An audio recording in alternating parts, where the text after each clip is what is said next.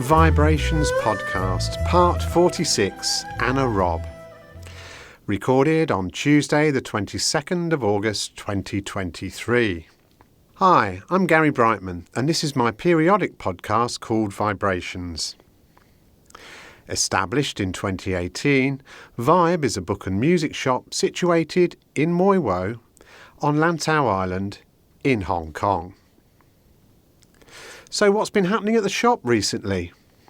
Vibe version 3.0 is more or less completed now, with the last bits including new ceiling and in-house sound system and a better and more configurable performance space. Many thanks go to Stephen Walsh for making it all happen, whilst not affecting service. Why not come and see the new revamped Vibe soon? Over the past 12 months, our trading has dropped by 60%, and where a lot of restaurants and small businesses have ceased trading, we have managed to keep going whilst operating at a loss during this period. But it's just not sustainable long term. We tried to sell the signed Mirror Canto Pop Group CD to raise funds, but failed to gain an acceptable offer for it.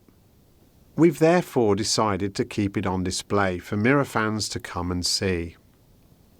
Since our 5th anniversary, we've had 2 events at the shop.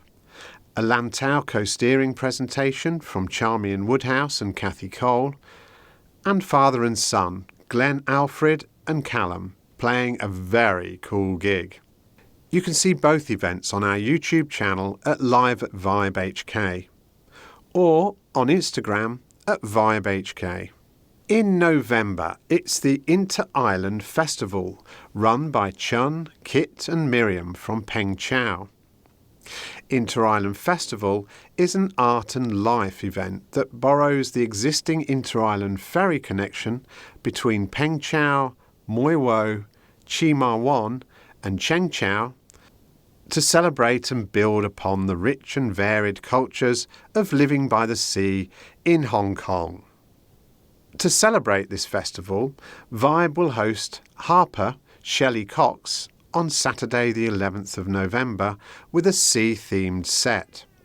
And on Saturday the 25th of November, Les Bird will come and talk about his experiences from his beginnings with the Marine Police in the colonial era and being posted to Tai O, and with the Vietnamese refugees in Dio Chow in the Soko Islands, Green Island, Chi Ma Wan and Hailing Chow.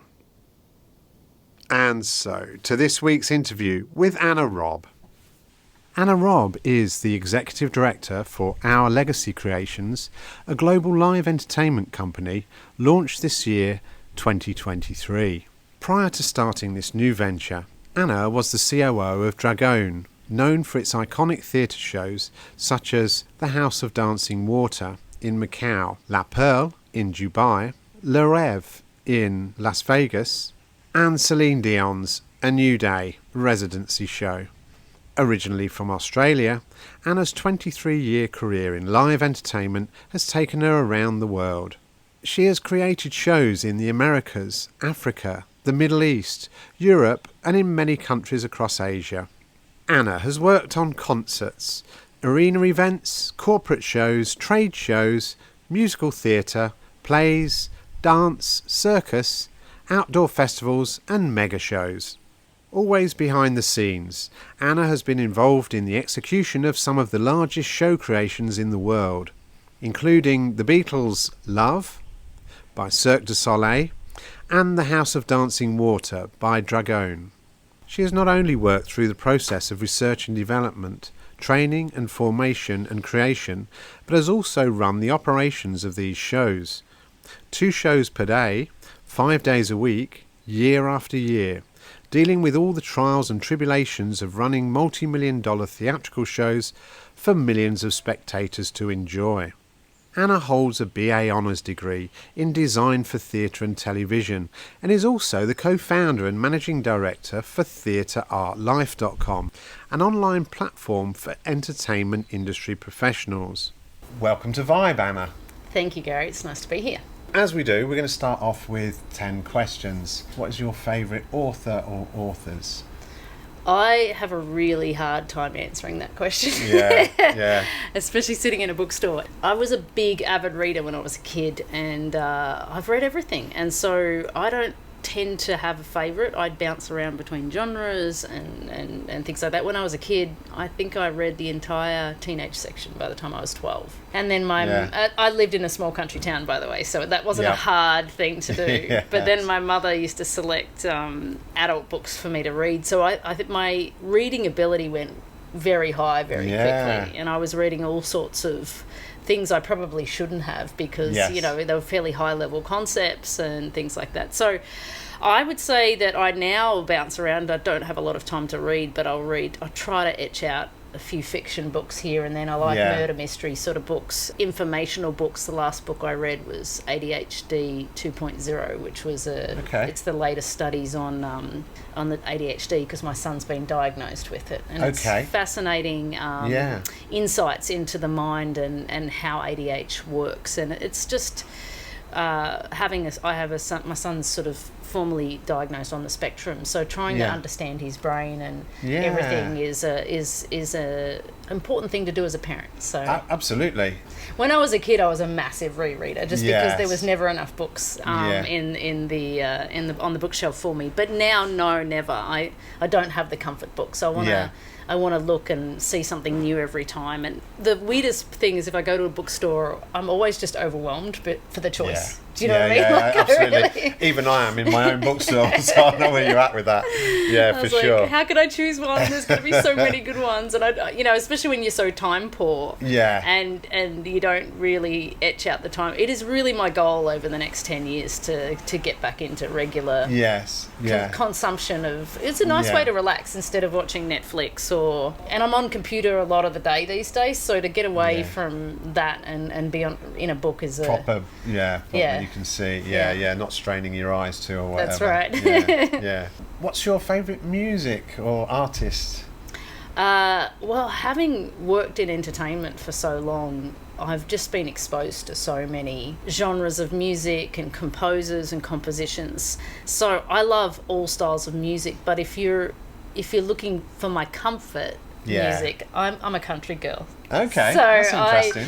When I feel sort of a little bit discombobulated, I guess, in my life, if I listen to country music, it reminds me of my roots in Australia, and it's very calming for me. So that's my go-to music. Yeah. So by that you mean American country music, or do you mean Australian? Both, actually, because we have influences in Australia from both country music. The Casey Chambers and the Dixie Chicks, which isn't called the Dixie Chicks anymore. They're called the Chicks because there's something politically wrong about calling the Dixie Chicks the Dixie Chicks now. I didn't know that. All kinds of country, and there's great modern country too now. Yes. I talk about that genre because that's what I listened to when I was, a teenager. But now I sort of stay up to date with the more modern country music as well, and I just really enjoy it, and it reminds me of one thing I miss about living in Hong Kong is big long drives, and in Australia you're always in the car for a few hours at a time listening to music and cruising the country roads, and it reminds me of those definitely things with you on that. And the beautiful thing about that for me is that now, because I've lived on 4 continents and I've done drives and things like that, so sometimes I'll hear music and it reminds me of when I lived in America, or it reminds me when I lived in Belgium, and it's like chapters. Music for me is like chapters of my life. I often define my eras by the music that I was exposed to or listening to at the time, and I love that because it's kind of its own little narrative. Okay, what about, again, films? You must have seen a few films in your time. Any particular? Yeah, you know what? I was thinking about films the other day. We talk about rewatching films. The only film that I've probably watched over and over again is Shawshank Redemption. Yeah. Classic, right? Yeah, absolutely. And I don't know, because again, I'm not like books. I'm not much of a rewatcher of movies, but that one for me is it's such a beautiful story of strength and friendship and fierceness, and I just really identify with the themes in that movie, and I just the acting in it is just incredible. It is outstanding, isn't it? It's been really interesting though recently with I don't know if you've seen Barbie or Oppenheimer, but I've been very disenchanted by the Marvel movies, and Me too. I'm just not. It's not good movies for me, and I'm not interested in any of those things, and so. I've seen Barbie, I haven't seen Oppenheimer, but what I love about it is that people are going out to the cinema again to see something. And I think that's not because people never wanted to go to the cinema, it's just because there hasn't been great movies made in the last period. Yeah, that's right.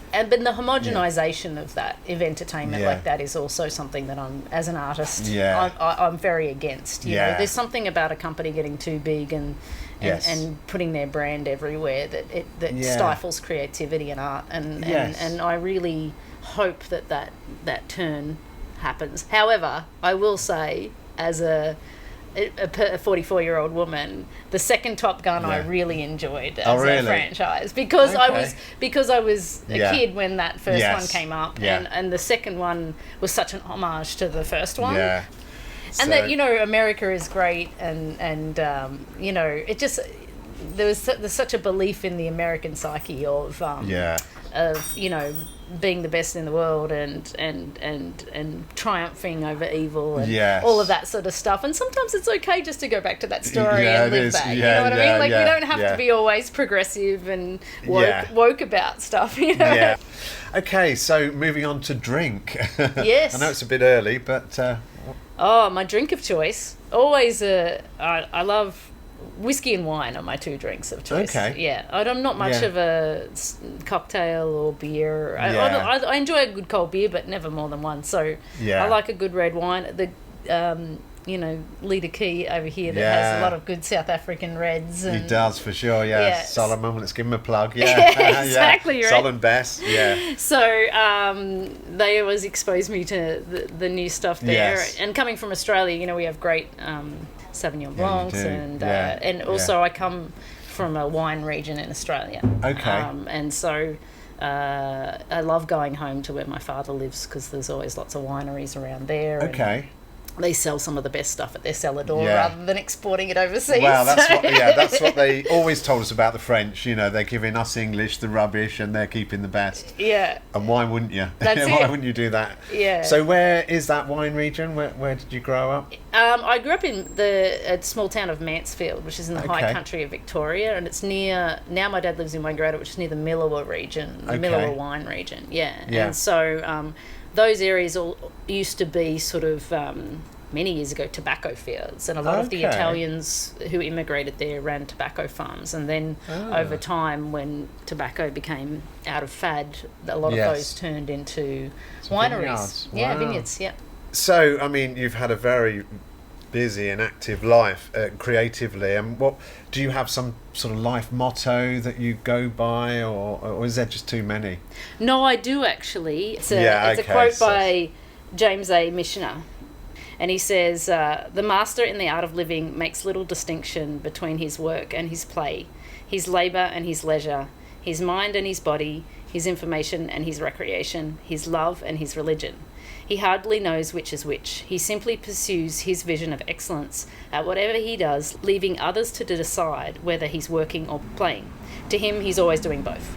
And the reason I do like that. And the reason that resonates with me is because a lot of people talk about work-life balance, and I'm a person that has devoted my life to the industry that I work in, and there is no balance in that. It is all-consuming. And when you work in entertainment, you work weekends, you work public holidays, you work on Christmas, you miss weddings, you miss funerals, and it's a choice you have to make. And but because I enjoy it, it's not work for me, and that's why the whole to decide whether you're working or playing, it is an activation of play for me, what I do for a living. And so that quote resonates with me because there's no division there for me. It's part of who I am. Do you have any favourite walks? Do you have time for walking then in that case? Oh, yes. I just on Sunday did the two peaks of Lantau. Okay. Yeah, impressed. I did Sunset Peak and Lantau Peak for the first time together, so that was a bit of an effort.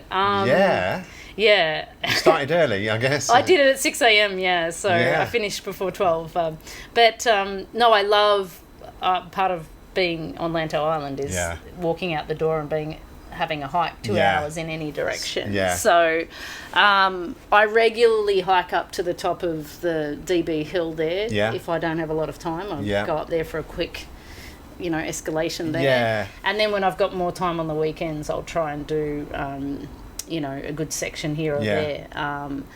Try to encourage my family to come along, but a lot of them are not there. My kids are not keen to go and do a big hike, unfortunately. And now that I've done both of those peaks, I've got 3 sections to do, and I'll have done the entire Lantau Trail, which I feel a little bit depressed about, because I was like, I've been here for 6 years. I should have done it all by already. But yeah. What about restaurants? Do you go out much in terms of food, or do you eat at home more? We don't. I mean, on the weekend we'll bust around Louisville and probably get some takeaway, get some Lantau pizza or things like that when we can't cook. But a lot of time we'll cook at home and eat. And because it's we don't go. I don't have to go into the city for work. I'm not out there eating at restaurants and stuff like that there very often. Just circulate through the Muiwo circuit or cook at home. I'm fairly, because I get on a plane a lot, right? And when we're travelling for work, I'm always eating out and I'm always around and about doing those sort of things. So when I'm home, I want to be home. Yeah. What's the best advice you were given?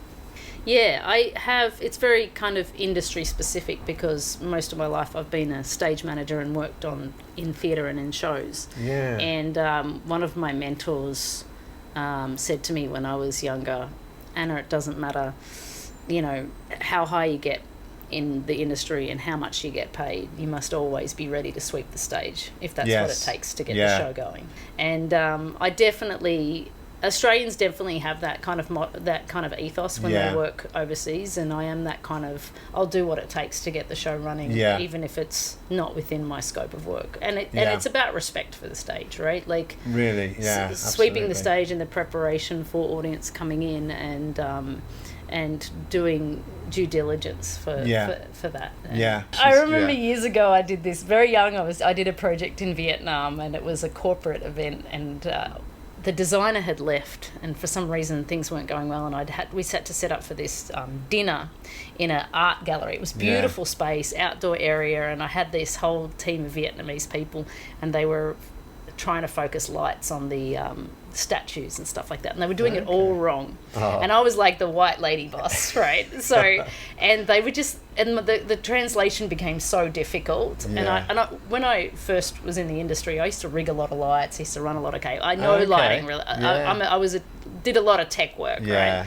So I got and we didn't have time, so I said to the guys, give me your gloves, and they're like, give me your gloves, these sweaty, smelly gloves. Nice and then I put them on, and I'm running around focusing the lights. And you should have seen these Vietnamese guys. They didn't know what to do. They're just like following me out on a trail, hoping that their boss didn't see that, like, lady boss is doing their work. Wow. And they felt so uncomfortable. I still laugh when I think about that, because they just were like, I'm like, go get me a cable. And they're like, oh, I've got something to do. And they'd run and go and get it. They'd bring it to me. Why do you stay here to start with? Well, a number of things. Affordable childcare is one of the huge things as a working career person. Actually, I don't think I could be in this place in my career if I had raised kids anywhere else. Yeah. And so this is a huge, fortunate thing for me. The other thing about Hong Kong, specifically Lantau Island, I'm a country kid, right?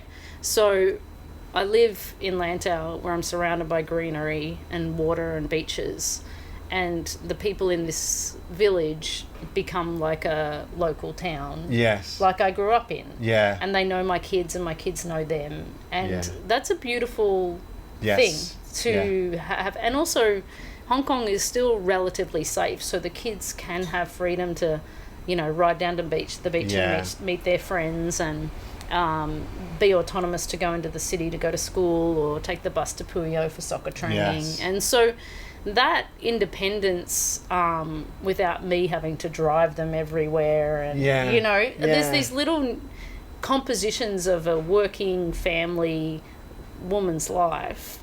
This construct makes it very comfortable for me personally. And I'm very blessed that Hong Kong provides that platform. Yes. That I can have the income and the construct to create an environment where my kids are growing up in the way that they are. Yeah. You know, there's negatives to that too, because we're far from family and all of those sort of things, but I still think that this construct far outweighs the negative things of distance and time. And I'm married to an American, so we're not going to win that battle no matter where we are anyway, right? That's right, yeah. Geographically, you're the mess, aren't you, really? Yeah. So that's what, you know, and I just love, and, you know, as you know, there's been a lot of shifts and changes over the last few years through the pandemics and protests and all of that.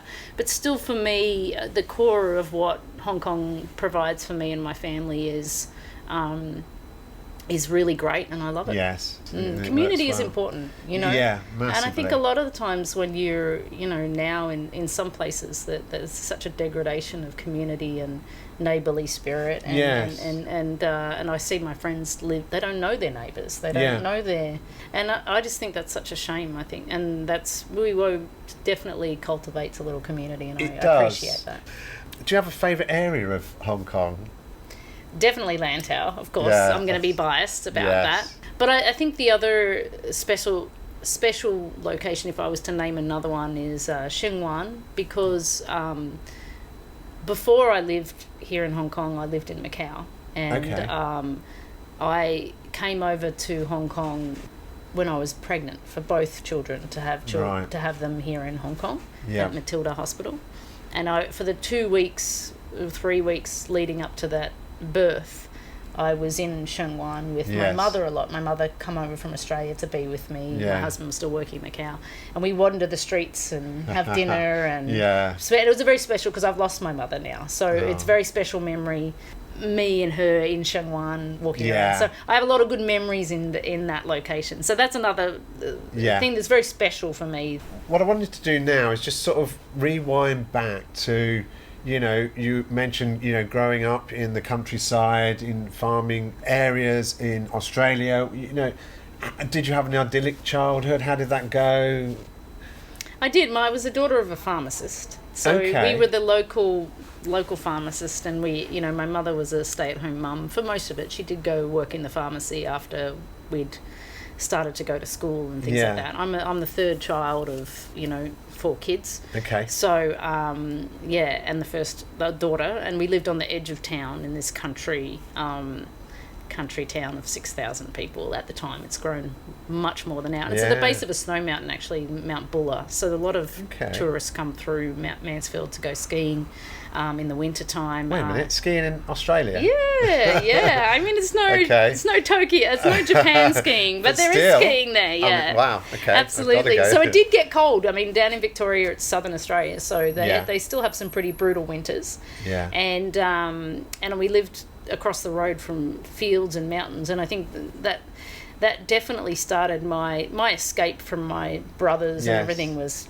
jumping across the road, going over the fence and running up the mountains. You know what I mean? So, brilliant. And I don't know why my mother let me, because, you know, in Australia there's lots of snakes and Australia things that can actually kill you. And when I think about it now, I was like, as a mother, I'd be like, I don't know if I'd let my 10-year-old just run up a mountain knowing that there's like black snakes and brown snakes and tiger snakes and things like that there. And they'd end up in our house sometimes, so it's funny how they were fearless. But so I grew up there. It's strange, isn't it, really? Not to mention the spiders and all that sort of thing. You know, redbacks, whitetails. Yeah. Oh my God. Yeah, it's so funny. And I always remember my mum saying, you know, that it was such this stupid conversation, because they'd always like, so the whole thing is you can't panic, because then the heart pumps the poison around your body and you'll die quicker. So you just have to get away from this.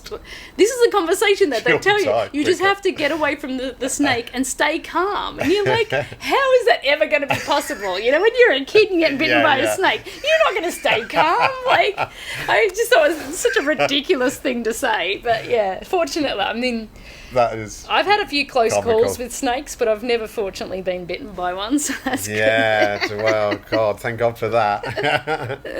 So you were the only girl amongst 3 other siblings? No, or? so I've got a younger sister as well. So the balance was set, yeah, two right? and two, Good. yeah. Same in my situation as well. That's right. Oh, good. And where are you in the... So I'm the second one. So older sister, then me, and then brother and sister are twins. Nice. My sister's like 3.5 years younger than me. It was kind of the three of us, and then her. We used to torture. Poor girl. She used to cop all of it. I remember. Do you remember Rage? Did you have Rage? I'm not sure. Rage was like the MTV of Australia, and they used to play the music videos, and they had this like little interlude where there's this big face on the screen and be like Rage, and whenever my sister was like super scared when that face came on, so we loved watching the music videos on a Saturday morning, but when that came on she'd run out of the room, and we'd always make her sit on the other side of the room, so when she like was leaving we'd try and throw pillows at her and calculated. I know, knock her over on her way out. We were so cruel because she was just a little toddler. And is she in a mental hospital now? She's sort of just a quivering little jelly fish, she's totally fine. Did it give her strength? God help her that she survived that. So then fast forward a little bit, and what I jumped out from your CV when I was reading it was that you went to Wagga Wagga University. I mean, Wagga Wagga, they say. And it's such a random place to go to university too when you think about it. So where is it to start with? It's sort of inland New South Wales. Okay. So, not near any of the major cities. It's kind of a rural area. Right. Wagga Wagga, anything that's in Aboriginal language that's repeated means place of many. So Wagga Wagga means place of many crows. A lot of these are indigenous. Around that area, there's indigenous names for some of the towns. At the time of me finishing high school, my father had said, well, what subjects are your favourites? And pick a course that fits your favourite things, which was actually at the time very, very good advice, because a lot of the time people are like, what's your tertiary entrance rank score, which is what you have in Australia, TER score, and go to a course where you get the highest score, and my dad was like, no, pick something that you like, and the answer to that question, my favourite 3 subjects was art, graphic design and theatre. Right. So I applied for Victoria College of the Arts, which was in Melbourne. Yeah. And because you could apply for some in Victoria and you could apply for some in New South Wales. So I applied for Wagga Wagga, which was a course called Design for Theatre and Television at the time. Yeah. And I got into both. Okay. And by far and large, the Melbourne University was more prestigious and probably had a better reputation. Yes. But I think because my parents, I was a country girl, and they were like, if she stays in the country, we'll, little girl in the big city, or go to a country. So I think they really encouraged me to go to the country one, and I felt comfortable to go to that one as well. So it's in the middle of nowhere, but it was an amazing time because it wasn't the course itself, because the course itself was fine, but I happened to come into a group of about 13 or 14 people that just really loved what they were doing. Right, And we had an absolute ball making shows and learning about all the aspects of theatrical production, lighting, sound, costumes, stage management, all of these things. And I credit my enjoyment from the job from the people that I spent the time. And we had so much fun doing this together, and we'd work 16 hours a day building this show at the back of a theatre and pushing a combi van on stage because we were doing Black Rock, or so I can't remember that play. But and becoming very innovative actually about, there's no budgets for student shows. There's not. So you have to be very resourceful. You have to make things. You have to sew things. You have to build things. And I had a very grassroots approach to theatrical education all across the board, which was fantastic. Well, I think that's the way to do it, really, isn't it? I think it's first principles and creating something out of nothing on a very low budget, and that sets you well. I think sometimes you can be spoilt by spending, too much and just having something that's already there on a plate. Yeah. There's a level of achievement, isn't there, I think, in that. Yeah, and understanding all of the layers leading up to whatever your position is. It's really important to understand all of the components, because it's so... Every aspect of theatre is very different.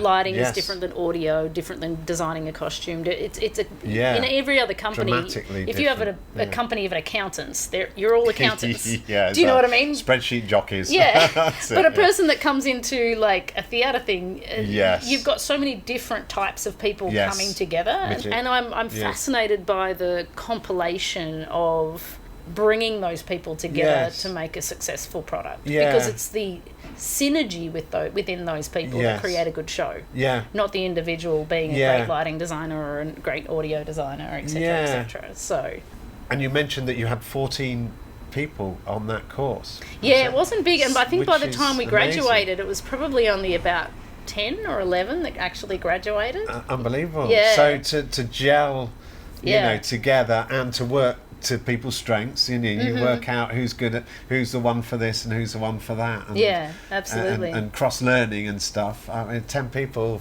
That's an amazing thing to do. I think. Actually, Yeah, For and 3 years. 3 years. Yeah, 3 years. Yeah. Yeah, and I'm still friends with a lot of them today. yeah. Absolutely. Yeah. Yeah. No, it was a great time. So, yeah. Okay. And at the end of that, I was terrified. I was like, well, I don't feel like I know enough to get a job. No. So it was like, I'd known a lot, but like I was like, I just had too much fun. I was like, and my course coordinator at the time was like, well, why don't you do an honours degree? And I said, but there isn't an honours degree. And he goes, Yeah. well, we can write one. So together we wrote an honours degree for the course, and then I did it.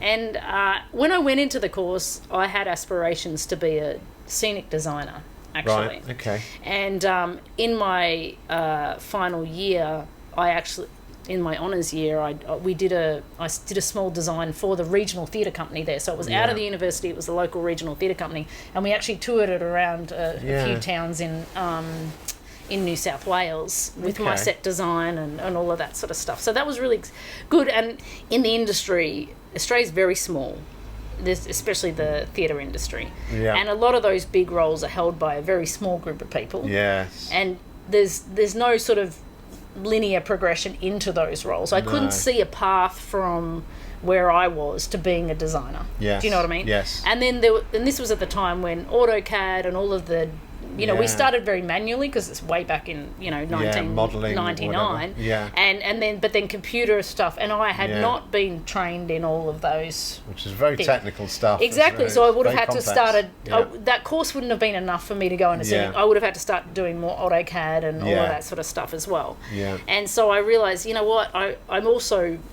pretty good at management, and I'd met a lot of local technical directors and people from Sydney who'd helped me run these regional shows. So I was like, if I've got some connections, let me go to Sydney and try my luck. Yeah, there. why not? Yeah, absolutely, yeah.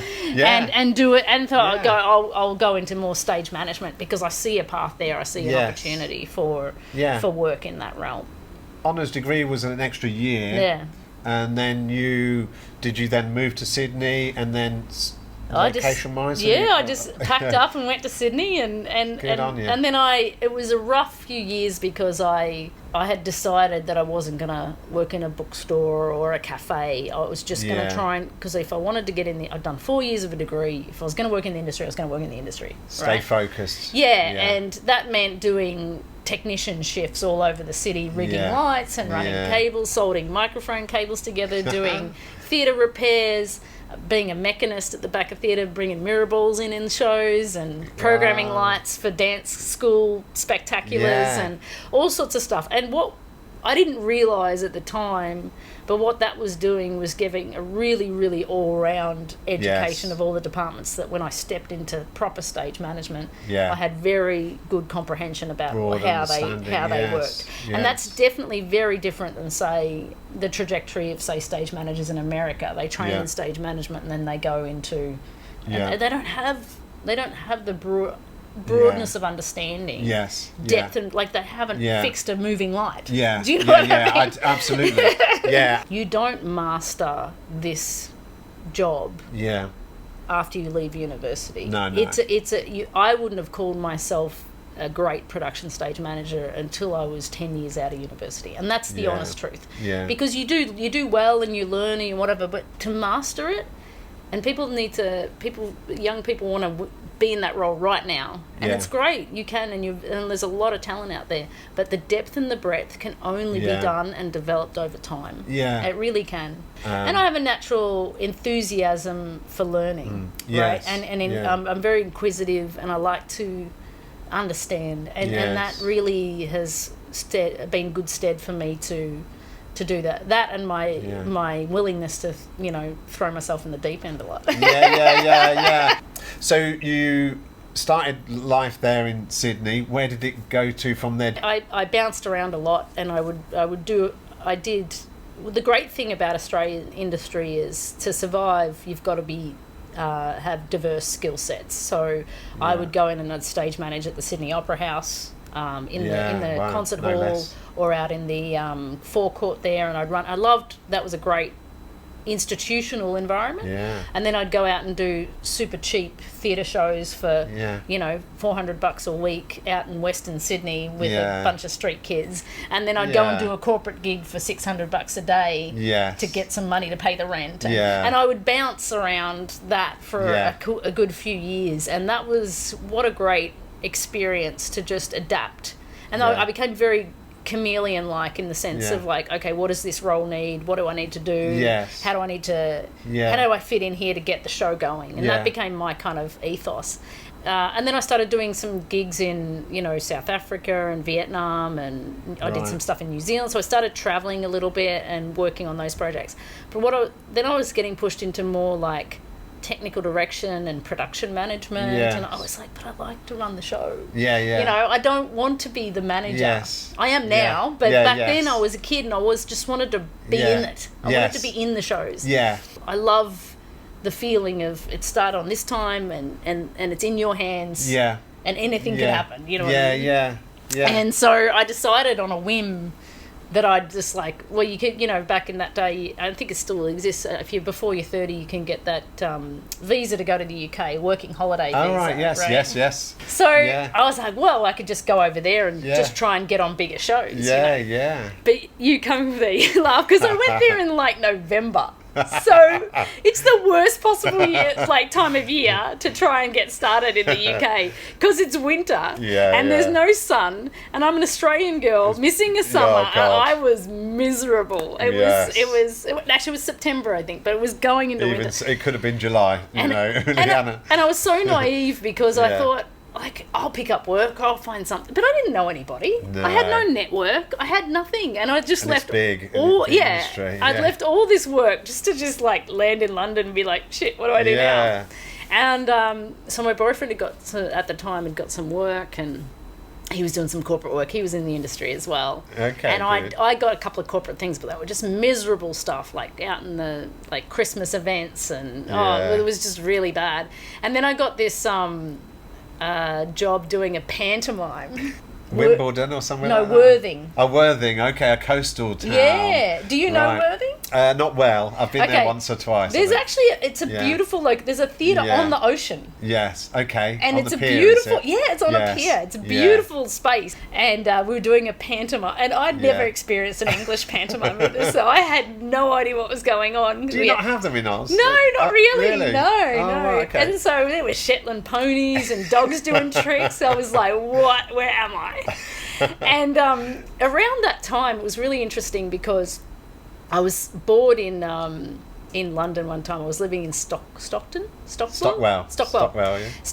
in a basement sort of apartment next to some Polish people that smoked pot all the time, and it just reeked, and it was just really unpleasant. And I'd found a job that was advertised by Cirque du Soleil, right? Wow. A stage manager, and in Las Vegas. And the funny thing was that back when I was being a technician in Australia or whatever, I used to make a joke to my friends. You know, one day I'll go to a show in Vegas, you know, and everybody used to laugh, because, you know, how would we ever get to Vegas, and a visa and the this and the that, like that. It was just like a pipe dream.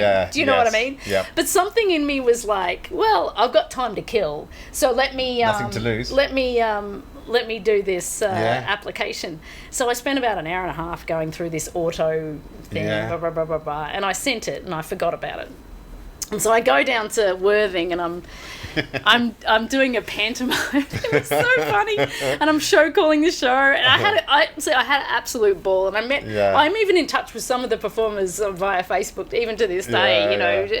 We're in the industry circling around. Brilliant. And I get this call, and it's from Cirque du Soleil, and they say, we want to organise a video conference. And this is back in the day where you don't have it on your computer. It wasn't even Skype days. You know, this is 2004 5, I think. Yeah. And so digital wasn't really out there. No, so I had to take a train up to London again on my day off. Yeah. And go to some corporate boardroom in some place in the middle of, I don't even know where it was.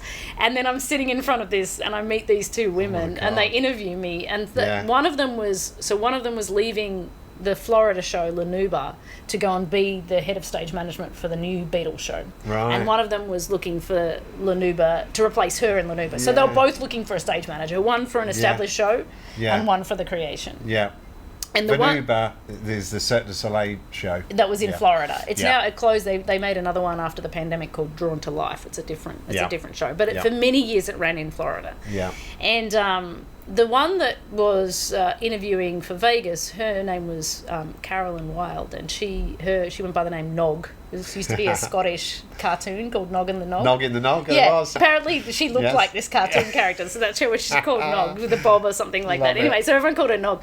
And she was Scottish, and she was looking for stage managers that weren't particularly had circ history and a little bit more diversity than the American stage management. Okay. So I fit that model. Yeah. Do you know what I mean? Yes. So I interviewed or whatever, and I got off thing and I went back to Worthing, and then I don't know, 3 or 4 weeks later, I get called up, and they're like, "You're going to Las Vegas to work on the Beatles show." So here I go from my God. The funniest thing is, I always love this story because I went from cleaning up Shetland pony shit in the middle of this pantomime in Worthing to a $300 million show in Las Vegas. 300 million. Wow. Yeah. Now that really beggars belief. I know, doesn't it? So a Scot made that happen. That's right. Yeah. That's brilliant. Yeah. I love that. So that's incredible. It was such a alignment of the stars in some weird way because they don't even hire expat stage managers anymore to Vegas shows. They only hire sort of American-based people. So it just the timing and the thing. And so here I am, and I land in Vegas, and there's the Beatles, and there's Cirque du Soleil, and there's money, and I'm like, oh my God. So, I'm also not attached to the outcome, right? Yes. And a lot of people have in the past probably mistaken my drive for ambition. Yeah, okay. But it's not, I don't need to have the big title. Right. And I don't need to be in the big paycheck. No. Yeah, I just love to do what I do. Yes. And the result of that has me getting bigger roles and bigger jobs and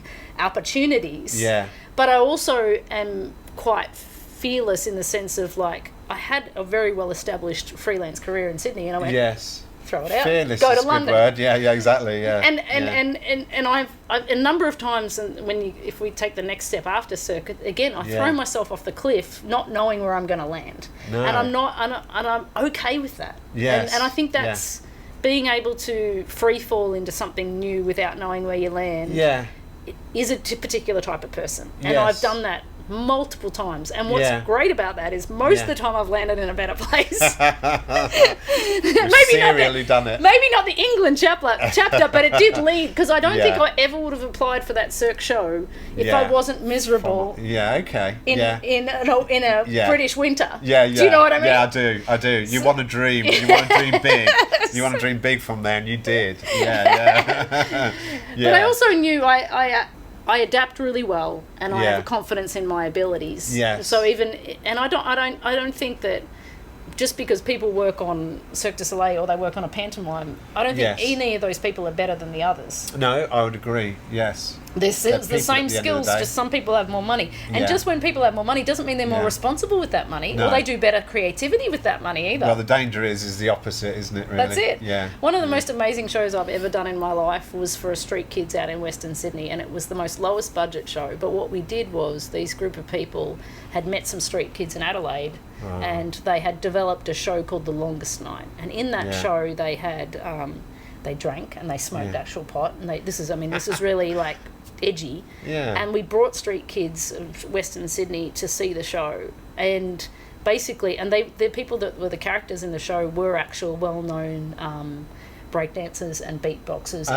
They were people that they admired, so they came and they were watching My these God, kids. that must have been and so they were like, oh my God, they're really smoking. Oh my God, they're really drinking. But the whole end of that show was how this is not a life. Yeah. And you've got to do something more with it. There's a moral... Your perception that you're living this sort of street life is cool. It's not cool. Yeah. And the end of the show, one of the mothers gets her Child Protective Services, takes the child away. Right. And you could hear a pin drop at the end of this play. Yes. And you changed people. Yeah. Like the kids walked out there and they were... Yeah. You know, when you finish a show and nobody claps. Yeah. But for the right reason. Yeah, exactly, you know what I mean? Like, because they were like... Because they're stunned, because the messages got through. Yeah. And those... Yeah, and it was so profound and so moving. And so... Yeah. For me, I hold that gig rewarding as such in the equal measure as working on the Beatles show. Yeah. For me, do you know what I mean? I can put myself exactly there. I agree. Although people will be like, "Oh my God, you worked with the Beatles." Yeah, but you know what? Like, this is changing people's lives. You know, this is kids that probably will be different once they left that theatre, left that production. They will have hopefully done something, even if 70% of them did something, then that was important. That's changed lives. That's it. And it's so easy to get lost in that corporate theatre machine, and it's wonderful and people enjoy. I'm not degrading that, but but another experience in South Africa, I worked with this. We did a school spectacular kind of thing, and one school was a deaf school, and they came. They're beautiful, kids from somewhere in the Gauteng region, which is the Greater Johannesburg region, and they went on stage and they couldn't hear the music, so the teacher sat at the front. She had a T-shirt saying, "I can sign, can you?" And she'd sit on there and she'd count the music, and they did the whole performance. But that wasn't the special part. The special part was after the show, what we were doing, because they never get to see shows or be in shows as well. Like, this was such a unique experience for them. They would come down, they would sit in the audience, right? So this deaf school was sitting right in the front of the show, and we were we did it when the next school, and then this school came on, and they were doing something that had a massive techno beat, right? And so the music starts slowly, and it starts a boom, boom, boom, boom, boom, and suddenly there's this screams from the audience, right? And I'm like, what the hell is going on, right? Yeah. And I look around like this thing on the entertainment centre floor, and these kids, the deaf kids, they were sitting in front of the subs, so they could feel the music, and they'd never sat in front of a speaker. Oh, God. That big where they could feel the music. Yeah. And they all stood up and they all rushed to the speaker, which you would never sit in front of because, of course, you'd be deaf. Yeah, you would get deaf by standing in front of it. And they danced their little hearts out. They had such the best time. Man, that's fantastic. Isn't that amazing? I love that. So I just was like, it was such a beautiful, special moment to see their faces just light up with this Suddenly joy. realised something was just pounding through their skin, through their body. What is this? It's music. Yeah. It was just so beautiful. So those special moments just, are so profound in me, in my, and that's why I love what I do, and I those moments make everything that I do work. I've just been blessed in that sense that I've had those experiences, but even in the corporate world, I will still seek out and try to create environments where those things can happen. It doesn't, also the Beatles experience was just so unique and beautiful and special in a way, and it was, I'd never actually worked in a company that had so many cultures in one concoction. Do you know what I mean? Yeah. You've got performers from UK and Poland and Russia and America and Australia, and and all of this, they're all together and they've all got these different personalities and their motivations and beliefs, and suddenly you're in there managing all of that. And so just to rewind back slightly, the Beatles thing, what's the sort of the premise of that? How does that? So Cirque du Soleil and the Beatles had come together to produce a show with Beatles music. Yes, based on and that was a little bit contentious too, because in the original sort of creation of the show, the director had cast 4 boys that were supposed to play the Beatles. Right. And they were going to go on this musical journey throughout the arc of because the Beatles music evolved over the decades that they made it. And so they would take the audience through that journey. But apparently I wasn't in the section with the Montreal thing, but apparently when they showed the Beatles, Yoko Ono, Paul McCartney, Olivia Harrison, and Ringo. Oh, yeah. So they showed them a presentation, and Yoko's like, you can't have a person playing John Lennon. You can't do that. So what happens when you've got which is fair. I mean that they had artistic agency in the way that it was doing. But what happens when there's a lot of cooks in the kitchen? Yeah. It can get really complicated. Yeah. And there was lots of rules about, we can't have two Paul McCartney songs side by side, or it has to end with this song. And I was not privy to all of the politics behind it, but that certainly handcuffs the director to a certain framework. You know what I mean? Yeah. So those poor boys that were cast as the Beatles then became the Nowhere Men, and then the concept kind of slipped a little bit. And anyway, we still created the show. Still was created an amazing show, and I mean the level of automation and flying people, and I mean it was more automation moving on its axis in the first 15 minutes of the show than anywhere else in the world, right? Really? And I got to be the show caller for that. And what happened was that the creation was amazing, and I was one of the first show callers after Nog, the stage manager who created it. And so I called predominantly the first 2 years of that show. So 80% of the shows for the first 2 years, pretty much. And in the first 2 years of that show is when everything goes wrong, like the lift stops or the winch stops or whatever. Yeah. And I was just left to deal with it. No training, just figure it out, man. Wow. Baptism of fire. That's during that's before it's gone live. No, it's while people in front of the audience. I have in my life I've calculated about 200, at least 250 show stops I've facilitated in my life. Show stops. So a show stop is literally just that. Yeah. The show has stopped because and I'm talking something to the has audience happened. and I'm telling them that I'm trying to fix it, and because I did circus show calling for almost I guess 13, 14 years. So it started there. That's a tough role. Yeah, it started there, but the baptism of fire was, I mean, I always had Nog support, but like it's like, okay, in the first 2 years you develop you start to learn what is going to stop often, and then you develop protocols to deal with it. Right. But the first time that it happens, you're on your own, kid. Like you've got to figure it out, and you got to figure out how the show gets, and it's terrifying. You got 20 people speaking in your ear, and you're trying to make an announcement to the audience. Ladies and gentlemen, apologise, we have a technical difficulty. Can you please stay in your seats, and we'll try and resume the show as soon as possible. And in that show, the Beatles music was recorded, so it was even trickier. Like Cirque du Soleil, other shows, they have a live band, right? Yeah. So whenever something goes wrong, you just tell the band to vamp, and you got time to figure it out. Yeah. But in here, in the Beatles, you have a loop. So you're going through the music, and then there's points in the show, and I used to have it in my prompt script of like loops available here, loops available here, but not here. Yeah. So you got to hit that point, and you tell the sound guy loop the music, right? Yeah. But it was always really funny because in the first act, the lifts would come up, and we had this whole city built with like foam bricks, and then the acrobats would come in and punch through the walls, and the foam bricks would go everywhere. Right? And then the lifts would drop down, and the carpenters would clear these bricks, and it would take them 10 minutes, and then we'd have a whole I am the walrus. Oh yeah. I am the walrus. Yeah, and there was an dance with the walrus on the top. So they were going, but it was in this time in the first 6 months of the show that as the lifts were coming down, the bricks are getting caught in the lifts, and it stopped the lifts, and things would stop, and so you'd have to go into the loop. But you can imagine, Gary, there's only so many times the loop for walrus was about 30 seconds from memory, right? So you're like, I am the walrus, I am the walrus, I am the what? But then until the audience are like, this is a really interesting mix of I am the walrus, do you know what I mean? They're like, did. So there's only so many times in which you could, there's only so much, and so appreciated.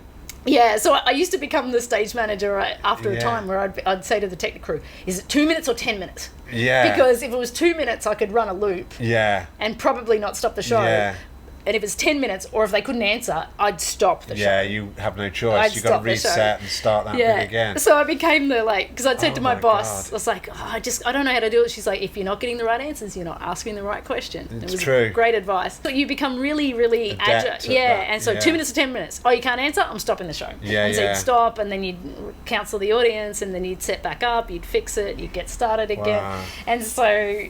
And how big are the audience? 2,000 people. 2,000 people that have paid a lot of money to see that work. Yeah. So... And that's fraught with problems. Just from what you've told me logistically, all these phone blocks and the stage coming down, you can imagine them getting caught, pinged, God knows whatever. And over those first 12 months, you figure out the systems to avoid those things. But when you go, once you create the show, so you say you create the show so fast, it's not really, but it is a very complex show.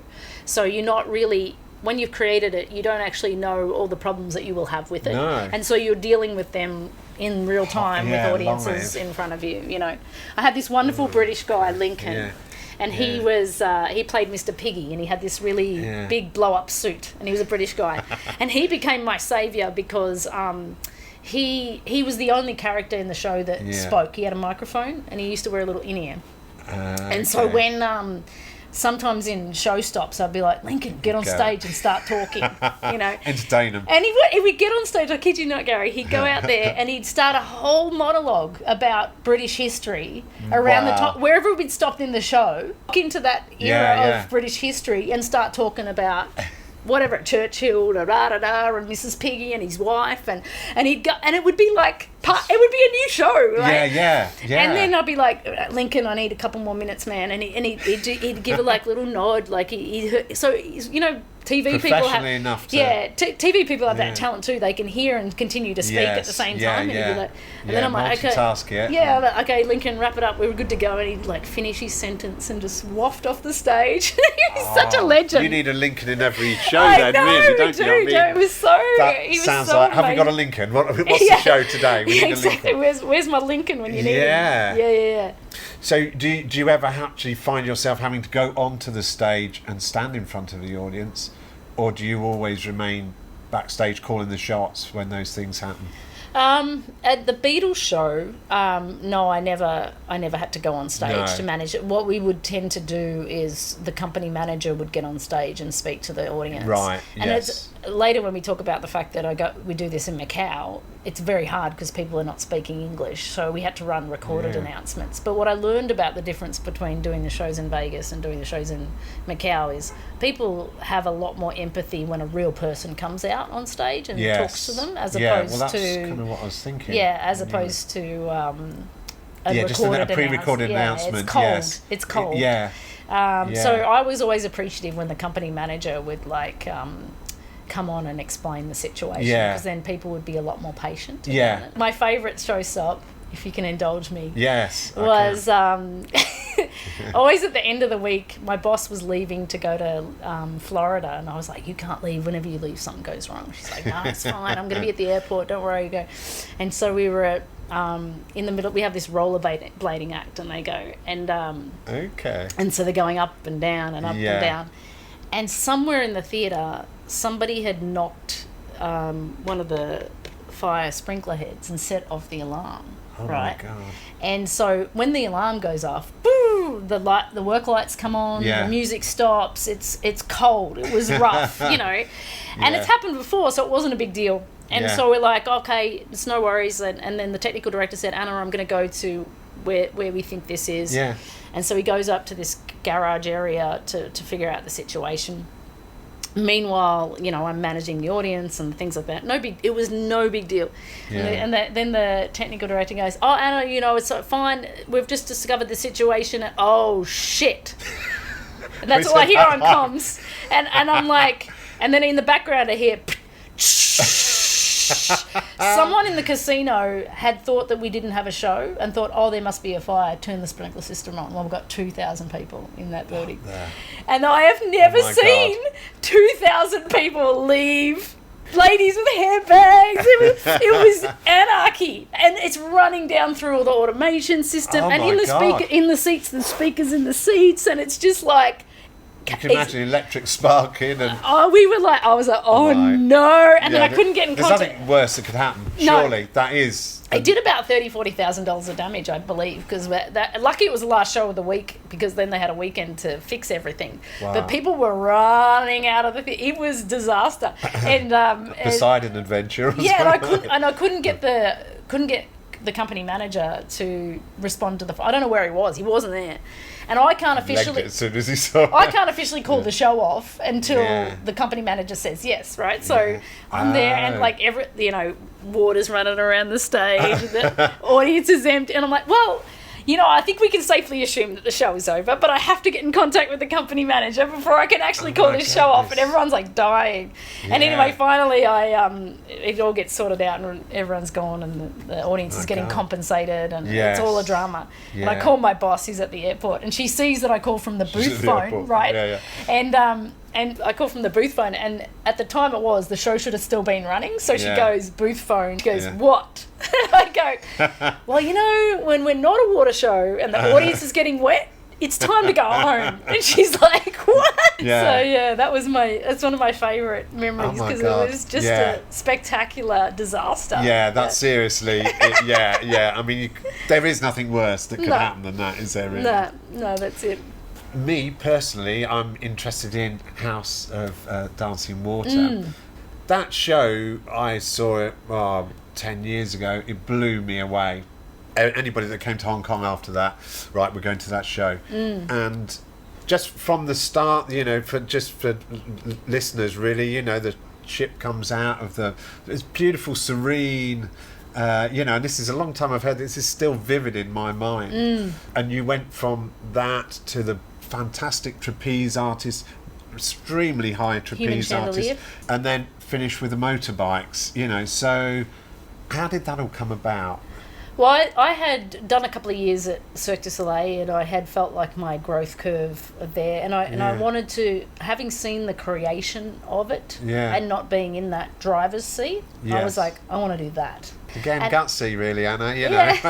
Or crazy. Crazy, And I want to do that because one of the things that I felt, probably over speaking my turn, but I felt like the Beatles show fell short of what that theatre was capable of. Right. Technically. And if I was to describe myself in stage management, I'm more of a technical stage manager than an artistic stage manager. I'm fascinated by the technical capacity. And so I wanted to be in a position where I could work with the director and fully use all that was available to the show. So I left that show, threw myself... I didn't have anything. I went to Montreal, didn't have a job, just left one of the best roles in Vegas for the show, and on the newer shows, and just gave up. And but again, it wasn't about the money, and it wasn't about the position. It was about, I want to do that. And I was like, I spent a few months drinking beer and watching ice hockey. Yeah. Because that's what you do in Montreal. Yeah. And then and taking a break too, because I'd never really, I'd gassed it all the way from, leaving university to freelancing to London. I'd never had a proper holiday or anything. Right. Yes. So I wanted to do that, and then I looked around to see what companies was doing similar things, and I found Dragone. Yeah. So I applied to be the production artistic coordinator, which was what the role was, in Belgium. I got hired, and I went over to live in Belgium. So we spent 2 years there. When I arrived, the human chandelier was a picture on a piece of paper, and we did research and development, and we tested things out, and then towards the end of that sort of developmental period, they decided that I should go into that production stage management role. And what a blessing, because then I got what I left Cirque for, the opportunity to do that.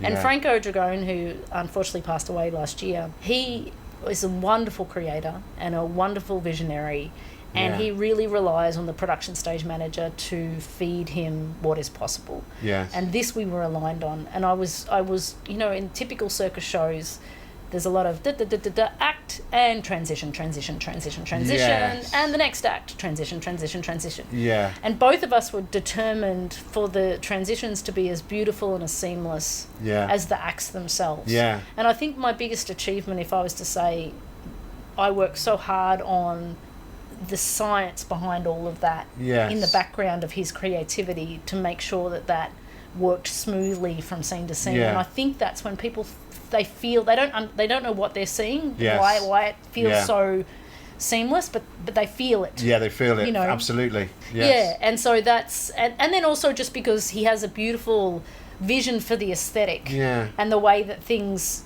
to compose a stage. It's not about just doing the act, it's about the lighting and the people there and the moments and the things. So he has a wonderful vision for composition, and then my sort of ability to help him technically achieve that vision. Not just me, there's a whole team of people, but I played a good key part in that because I'm the one that puts all those cues together. Yes. And I'm the one that calls everything. So for people who don't know what a show caller is, everybody's pressing buttons, but one person says go. Yeah. So there's over 360 something cues in that show. Wow. On average, one every 15 seconds. You're saying go to something. The winch moving, the lift moving, a clear thing, the pagoda coming up, somebody flying. 2 hours focus. Is it 90 2 minutes. Hours? 90 minutes. Yeah. That's a serious amount of concentration. Yeah. And a technical achievement, which can only be done with a great crew and a great cast. Yes. And then running, because then I ran it for 6 years after that, and maintaining that level and the safety and the routines and everything, massively challenging show. Massively challenging. Yeah. Well, you can just watching it, the things that could go wrong, just frightening, really. The heights involved, the water, the fact that the whole stage drains of water. Every scene of that production, I would say, is cinematically perfect. And the same thing with the first year of the Beatles show. It's the first year you run into all the problems. Yes. I mean, there was a little bit of flexibility there because we had a band. Yeah. So you could ask them to vamp and you could cover some things. But there were still some spectacular fails in that show. Yeah. And you're judged on the first year or the first few performances, aren't you, really? So you better get it near enough right. Yeah, I think the peak of that show is around 8 to 12 months, right? Okay. Because when you first constructed it, it's still a bit slow. Like if I watch the opening night, it's unbearable because oh god, it's slow. But over time, you tighten it like a little wrench, and it becomes really sharp. Yes. And with the core cast that built it, there's the original energy and the original passion. So I would say like about 8 months after it's first opened is the prime of that. Because then after that, then the cast start to change over, and when the new cast will do a great time into embodying the first thing, but they're never going to have the passion of the people that put 2 years of their life to manifest that and create that that character. And it's a copy of it. Do you know what I mean? Each time, it's not you're not born from it. It's a copy of it. So and the first 2 years is the people are always contracted for 2 years after they've created the show. You mentioned 7 or 8 years of House of Dancing Water. What's happening with it now? Where's it going to? Well, it closed down in the pandemic. It did, Yes, and so now they're starting to put teams together back in to try and get it back up and running. So it'll be interesting to see post-pandemic who's coming to Macau, and the demographic coming to Macau is shifting and changing. So I actually asked myself, is it going to be as popular post-pandemic as it was pre, and we don't know the answer to that question until it gets remounted. Now I'm in a place of producing, executive director of entertainment, so I'm working for a company that we're trying to put new products and new shows and new things in new markets and these sort of things. So this is now, that's why I'm quite fascinated by the demographics and the success, because we have to pitch that now to clients to fund the shows that we want to put on. There's a huge appetite for a lot of, not at that level at all post-pandemic, but there's still an appetite for entertainment. Now with the creative teams that I'm working with, we're trying to crack that nut of more lower budget, faster to market stuff, but still really high quality. And the other big thing that's changed in the industry is people have the expectation that they want more entertainment on demand. Spotify on demand, you get Netflix on demand.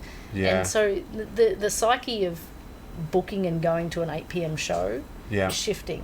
People want to be able to go Yeah, There on their there needs to terms. be numerous iterations of the Yeah, thing yes. in a day that people can choose their time On to demand, go to. yes, And yeah. that's a tough nut to crack with Yes. theatrical performances, because you can't wear out No. performers all through a day.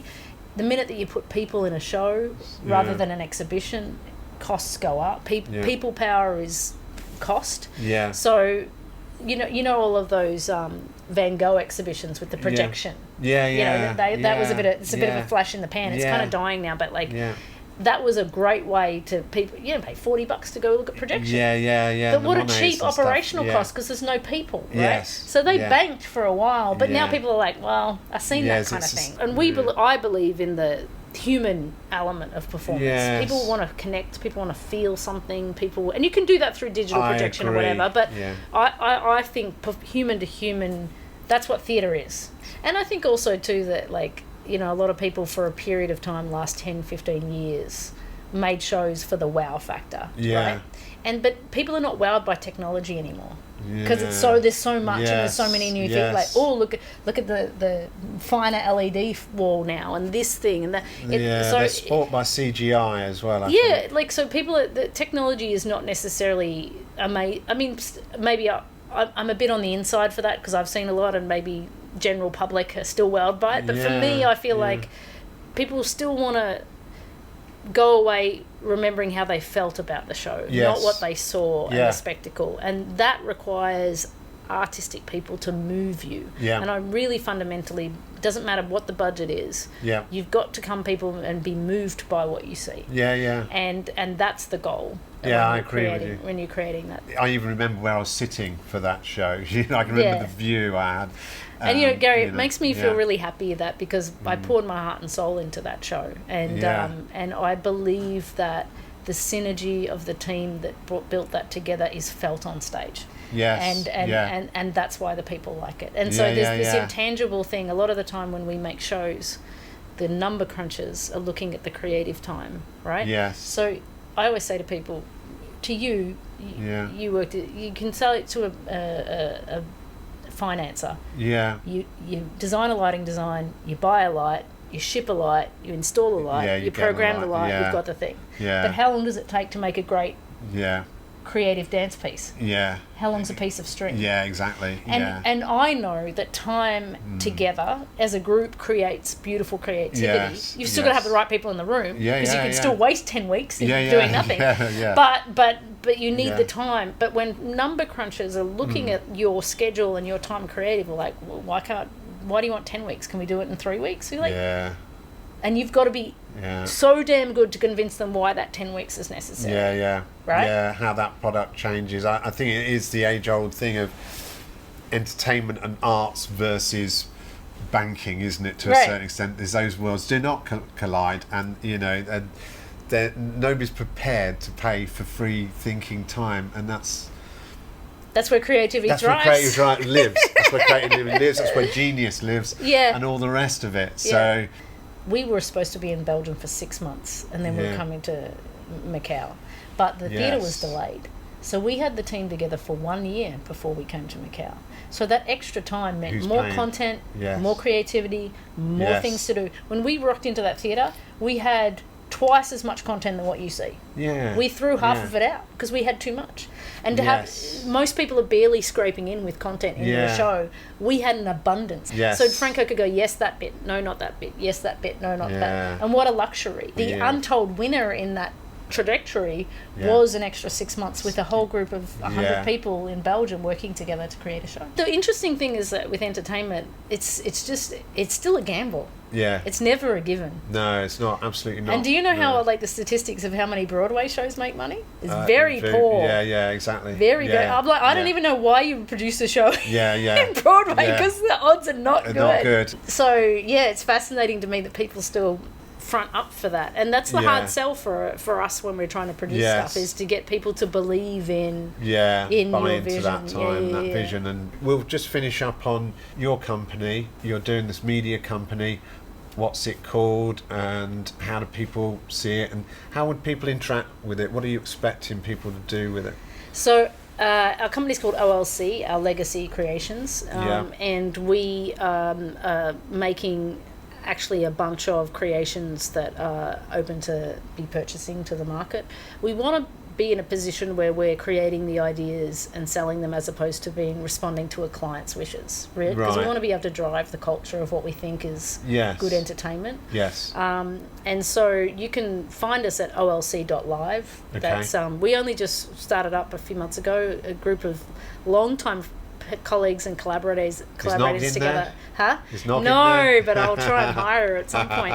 The great thing about it is that, you know, when you can get to the point where you love the people that you work with, you have a great synergy together, and you believe in what you're doing, I think it's very powerful. Yes. And so you can go see what we're doing. We've got a number of things of discussion in Saudi Arabia, in Dubai, in Macau, and Las Vegas. So we'll see what those things are, and you can follow us on social media and see what we get up to. But I'm really passionate now about, you know, stepping out of, you know, we talked about I left Australia because I wanted to keep running shows. Yeah. Now my passion is to build a quality team and create the environment conducive for making amazing shows. And I'm really passionate about being in a position to do that. That's my job now. Mm-hmm. Continue to make a difference. That's it. And serve the industry, wherever that may be. Yeah. Well, I think you're you're going to the right places, I think. So, you know,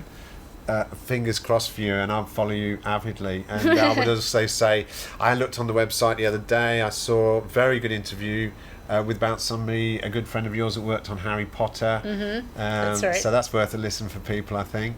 Yeah, so I also have the website theatreartlife.com, and that is a platform I began in Macau actually around 2017, which is an online platform about arts and entertainment globally. I have content producers that write about what's going on around the world, and we do podcasts, and we generally stay in touch. And what a beautiful network that is as well globally. Yeah. It's served my work and my personal life to be able to keep in touch with people and what trends are happening and what work trends are happening and what's going on around the world. So it's a great platform also to check out. Okay. Well, thank you very much. Thanks, Anna Gary. Robb. Thank you. Thank you for having me. Appreciate it.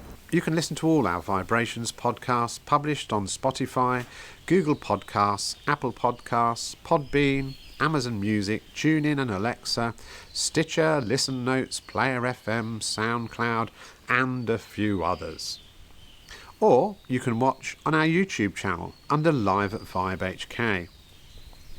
Or follow the links from our website at vibehk.com. The opening and closing music comes from Celestial and is called Green Island Dub, and is on the Retrospect vinyl album, on sale at Vibe. Finally, a reminder that Vibe is open 7 days a week, every day of the year, from 12 noon until approximately 6:30 p.m. Well, that's it for another week. You've been listening to the 46th Vibrations podcast. I'm Gary Brightman. You get my vibe? Can you imagine what this old island must have looked like to those Dutch sailors when they first saw it? Fresh green. Like a dream of a new world. They must have held their breath. Afraid it would disappear before they could touch it.